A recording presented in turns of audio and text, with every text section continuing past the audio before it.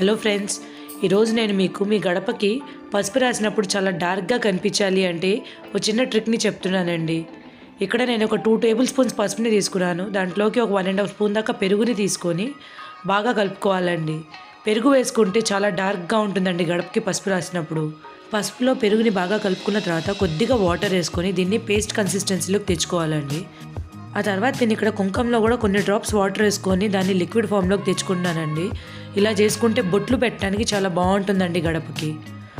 తర్వాత ఇట్లా గడపకి మొత్తం పసుపు అంతటిని బాగా రాసుకున్న తర్వాత కుంకంతో చిన్న బొట్లుగా పెట్టుకోవాలి.